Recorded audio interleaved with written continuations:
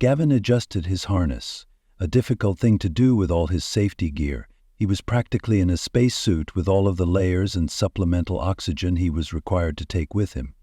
It was cold even at the relatively low altitude of the spine's lower depths. His breath fogged his faceplate as he prepared to ascend and stepped into the cage of the elevator. The yellow climber module hummed faintly, its motors straining against the wind that lashed at the spine.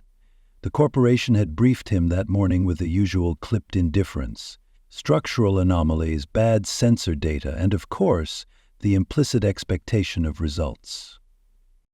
"The drones are giving inconsistent readings," his supervisor had said, her voice crackling over the comm.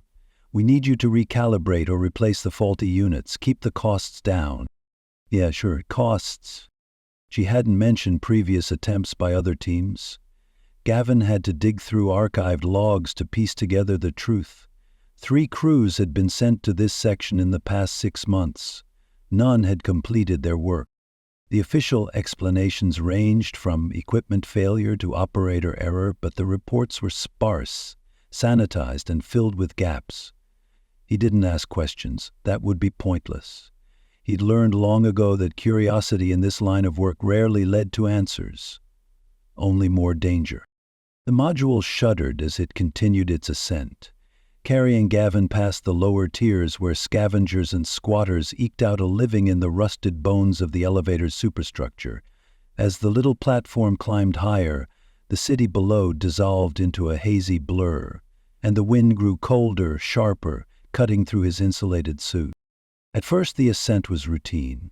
The spine creaked and groaned around him, a sound Gavin was used to, but as he climbed farther into the abandoned sections, the noise took on an almost rhythmic quality, like metal sighing under an invisible weight. Aside from the repair crews who had preceded him, this section of the spire had been abandoned for years. There was the token effort to restore and finish the elevator, but everyone assumed that was a lost cause. He thought so too. As he approached the area in question, his HUD displayed the sensor anomalies, irregular readings scattered across the structural nodes. Most of the sensors were inoperable, likely damaged by wind shear or debris, but the data they'd sent before going offline didn't make sense. Fluctuations in the structure's integrity and unexplained energy readings. He tightened his grip on the module's railing, his eyes scanning the beams around him. At this altitude, the spine felt less like a structure and more like a cage, its latticework of steel girders crisscrossing overhead in an endless maze. A glint of metal caught his eye as the module slowed near one of the maintenance platforms. He stopped the module to investigate. Gavin stepped off cautiously, his boots clanging against the gridded floor. The wind howled through the beams, a hollow, mournful sound. On the platform he found a toolbox, its contents scattered as if someone had left in a hurry. A wrench lay near the edge, its surface rusted, but not from years of neglect. A safety harness dangled from a beam, swaying gently in the wind, its tether severed cleanly, the edges of the cut unnervingly smooth. Gavin crouched to examine it, running his gloved fingers along the frayed edge. "Not wind shear," he muttered, his voice muffled by his helmet. Farther up the beam he noticed scratches, long parallel marks etched into the metal, as if something with sharp edges had dragged itself along the surface. He straightened, a chill crawling up his spine. The logs hadn't mentioned anything like this. He took a deep breath, forcing himself to focus. It was probably nothing, equipment falling or scavengers trying to strip the platform for parts. Still, he couldn't shake the feeling that something was off. As he reboarded the climber module, the wind shifted, carrying with it a faint sound. It was high-pitched, a single whistle that seemed to linger in the air. Gavin paused, his hand hovering over the control panel. The sound stopped, leaving only the groan of the structure and the howl of the wind. He shook his head and pressed the ascent button, the module jolting upward. But the whistle followed, faint and intermittent, like a distant call. It wasn't the wind. It couldn't be the wind. The anomaly zone loomed above Gavin, a labyrinth of girders, cables, and half-finished maintenance platforms silhouetted against the thin gray light. The wind screamed around him now, more intense than at lower altitudes, and carried with it a strange sense of desolation. This part of the spine had been abandoned for years, but the stark silence felt unnatural, as though even time itself had stopped. Gavin docked his climber module to a rusted platform near the center of the anomaly zone. The sound echoed faintly, swallowed almost immediately by the vastness of the structure. His HUD flickered, displaying the anomaly zone's boundaries, a cluster of sensors that had gone dark weeks ago. The drone sent to investigate had stopped transmitting shortly after arrival, and other teams had failed. Now it was his job to figure out why. The first drone came into view as Gavin stepped cautiously onto the platform. The device lay against a beam, its outer casing opened with precise surgical cuts. Components were scattered across the floor as though methodically removed and placed according to some criteria he didn't understand. The drone's internal wiring had been extracted in clean, coiled bundles, and its camera lenses dangled from their sockets like empty eyes. Gavin crouched beside it, his gloved fingers tracing the edges of the cuts.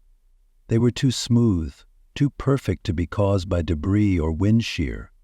He muttered into his comm, "This isn't normal wear. Something took it apart." There were more drones as he moved farther into the zone, each one disassembled with an unsettling level of precision. The further Gavin ventured, the more signs of abandonment he found. A discarded helmet lay wedged between two beams, its faceplate cracked and smeared with what looked like blood. Nearby, a set of safety lines dangled from the structure, their ends severed cleanly, just like the drone casings. Half-completed repairs littered the platform, tools left mid-task, cables coiled but not secured. Gavin picked up a wrench, its handle smeared with grime and something darker, and set it down quickly, his pulse quickening. "Where did they go?" he murmured, scanning the area. His HUD pinged faint movement signatures ahead, but the signals were erratic, distorted by the high-altitude wind. Every time he turned toward the readings, they disappeared, flickering like ghosts in the periphery. He attached his safety tether, deciding to examine this area further. With his toolkit in one hand, he proceeded. As he reached the edge of the platform, the whistling began. At first it was soft, barely audible over the wind, a single high-pitched note that seemed to come from nowhere and everywhere at once. Gavin froze, his ears straining to locate the source. The sound wove through the beams like a melody, rising and falling in eerie, deliberate tones. "It's just the wind," he told himself, but the words felt hollow. The whistle grew louder, more rhythmic, and Gavin realized it wasn't random. It was a pattern. The beams around him began to groan under the force of the wind, but the whistling cut through the noise, sharp and clear. His breathing quickened as his HUD flickered again, registering something moving toward him. The signature was faint, just a blip, but it was enough to send a chill down his spine. Gavin spotted the severed support cable just ahead. The thick wire hung limp, its end glinting in the light. He stepped closer, his pulse pounding as he examined the cut. It was identical to the ones on the drones, smooth, precise, as though made by a machine far more advanced than anything he'd ever seen. A shadow moved. He spun to face it, his heart leaping into his throat, but saw nothing. The wind screamed louder, and the whistling rose to a crescendo, echoing through the beams like a haunting chorus. Then it appeared. The thing moved with an unnatural fluidity, its shiny black shell reflecting the flickering lights. Its triangular head tilted toward Gavin, the many-fingered limbs twitching rhythmically. Scalpel-like appendages clicked against the metal as it advanced, the melodic whistling now clearly emanating from its sleek form. Gavin stumbled backward, his breath hitching. "What the—" he managed to whisper before the creature lunged. It sliced cleanly through his safety line, and even though he wasn't near the edge, he suddenly felt like he was about to fall. His one safety measure had been removed effortlessly. His boots skidded across the grid as he grabbed onto a nearby beam with one hand, the sharp metal digging into his gloves. The whistling thing followed, its movements eerily calculated, its head tilting as if studying him. Adrenaline surged as Gavin swung his toolkit, the heavy case striking the creature's leg with a metallic clang. It reeled for a moment but recovered quickly, advancing again with terrifying speed. Gavin scrambled toward another section of the platform. His breath came in ragged gasps, and his HUD flashed red with warning signs. Safety compromised. Structural instability detected. At least this particular section had active sensors. The monster didn't relent, its melodic whistle weaving through the air as it pursued him. Gavin vaulted over a gap in the platform, landing hard on the other side. The creature hesitated, its head tilting again before it began to retreat into the shadows, disappearing as quickly as it had appeared. The whistling faded, but Gavin's heart continued to pound. He leaned against the beam, his hands shaking as he scanned the darkness for any sign of movement. Whatever had dismantled the drones and killed the repair teams wasn't human. The spine groaned like a wounded beast as Gavin clung to the nearest beam, his breath jagged in the thin, high-altitude air. The severed safety line dangled uselessly behind him, swaying in the wind like a grim taunt. His climber module could be seen a ways off, its motors fried, probably the work of this creature. He was stranded, his connection to the safety of the lower levels now irreparably broken. His HUD flickered erratically, its warnings cascading in a crimson overlay. Safety line compromised. Climber module offline. Structural instability detected. Gavin took a deep breath, willing his trembling hands to steady. The whistling had stopped, but the silence that followed was worse. It was the kind of silence that stretched too thin, pregnant with the promise of something unseen waiting in the shadows. He had to move. Gavin gripped his toolkit tighter, scanning the maze of beams and platforms for the next viable route. The spine stretched endlessly upward and downward, a skeletal labyrinth against the pale sky. His only option was to climb higher, toward the anomaly zone's central sensor hub. If he could reach it, maybe he could trigger an emergency beacon. And there should be another climber module. But the damage in this area was significant. A perilous journey on its own without that thing stalking him. As he stepped onto a precarious crossbeam, the whistling started again. Faint at first, like a distant melody carried on the wind, then louder, closer, and from multiple directions. So many. His heart raced as he twisted his head, scanning the latticework of steel girders. His HUD picked up faint motion signatures, but they disappeared as quickly as they appeared, ghostly blips on the edge of perception. Gavin whispered to himself, "They're hunting me." A metallic clang reverberated nearby, followed by the unmistakable whistling. Gavin broke into a sprint, the beam swaying beneath him as he crossed to the next platform. The sound of pursuit grew louder, accompanied by the haunting, melodic whistles that seemed to harmonize with each other. He dared not look back. Reaching a dilapidated junction box, Gavin dropped to his knees and ripped it open with a multi-tool. The wires inside were frayed, coated in frost and corrosion, but there was enough juice left in the system for his plan. His hands worked quickly, splicing cables and rerouting power to the nearest structural girders. The whistling was so close now that it seemed to vibrate through his chest. He glanced over his shoulder and saw two of them, their triangular heads tilted in unison, their scalpel limbs slicing through the air as they crawled across the beams toward him. "Come on," Gavin hissed, connecting the final wire. Sparks danced along the metal as the girders lit up with a low, crackling hum. One of the whistlers lunged, and Gavin threw the switch. The creature spasmed violently before collapsing, twitching as arcs of electricity coursed through its body. The second whistler hesitated, its head cocking in that eerie, studying manner. Then it darted to the side, vanishing into the shadows. Gavin cursed under his breath. They learned fast. The wind howled louder as Gavin pressed onward, the structure beneath him trembling with every gust. He climbed higher, his gloves slipping against frost-coated beams, his oxygen supply steadily depleting. His breathing was labored despite the supplemental oxygen, and dizziness clawed at the edges of his vision. The HUD displayed warnings of hypoxia, but he ignored them. Every step felt like a gamble. The beams were riddled with surgical cuts, some so deep that entire sections of the structure sagged dangerously. The whistlers weren't just predators, they were dismantling the spine with methodical precision. Gavin paused to inspect one of the cuts. It was so clean, so deliberate, that it might have been made with a laser. A sudden gust of wind nearly knocked him off balance, and he clung to a beam, his pulse hammering in his ears, the world wheeling beneath his feet. The whistling began again, this time above him. Gavin craned his neck to see a whistler perched on a higher platform, its glowing blood dripping from a previous injury. Must be the one he hit with the tool case. It stared down at him, unmoving, as if daring him to continue. The image of the disassembled drones flashed through Gavin's mind, their parts scattered like bones on a battlefield. He remembered the briefing, the corporate rep's clipped assurances that the anomaly zone was safe, that the previous failures were due to human error.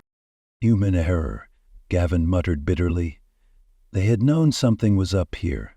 The missing teams, the faulty sensors, the gaps in the logs, it all pointed to something the corporation didn't want to acknowledge. And now, he was paying the price for their lies. His mind drifted to the crews who had come before him. Had they heard the same whistles, seen the same glimmers of black shapes darting through the beams?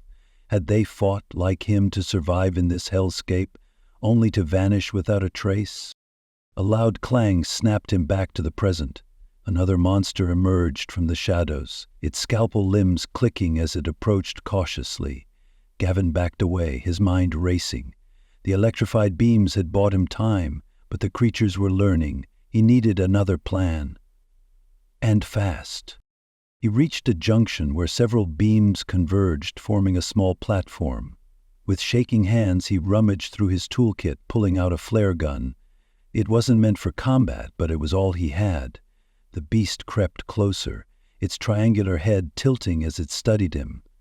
The melodic whistling was deafening now, echoing through the structure like a symphony of dread. Gavin aimed the flare gun and fired.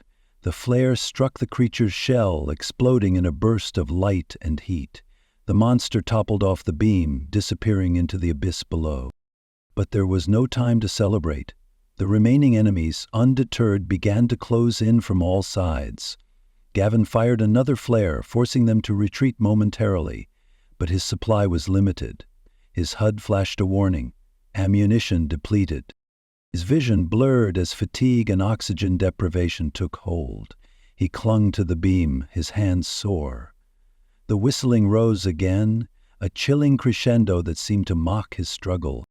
Gavin gritted his teeth, trying to come up with a solution. He wasn't going to die here, not like this, not for them. He crouched low on a precarious beam, inching his way past a damaged section.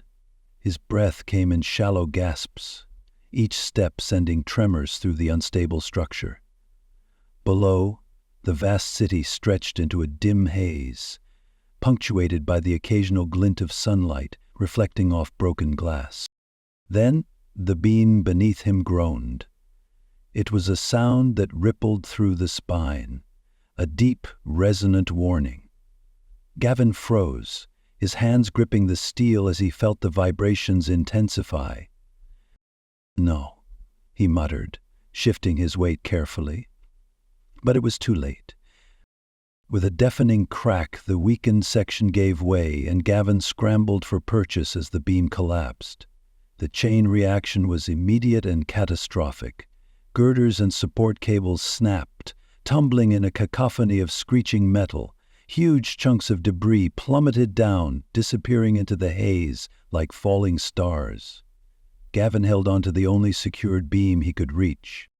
The noise was deafening. The whistling returned, sharper and louder than before. It echoed through the collapsing structure, no longer a solitary melody but a symphony of overlapping tones. Gavin ran toward the last intact climber module. The structure around him groaned under the strain of the damage it had sustained, the collapse continuing to spread like a living thing. He ran toward the center of the structure, and the peripheral section fell away. A shadow flickered in the corner of his vision. He turned just in time to see one lunging at him from above. Its scalpel limbs slashed through the air, forcing him to dodge. He swung wildly with his toolkit, striking the creature. The Whistler recoiled, its bioluminescent blood dripping onto the platform. But it wasn't finished. The creature lunged again, its whistle rising to a piercing crescendo. Gavin braced himself, then swung the case again. The already off-balance creature fell, its limbs flailing as it toppled over the edge, disappearing into the void below. Shaking, Gavin hauled himself onto the climber module at last. He hit the button and the motors whirred to life, and the platform began its descent, the collapsing spine fading into the distance. He slumped against the railing, his body trembling from pain and exhaustion.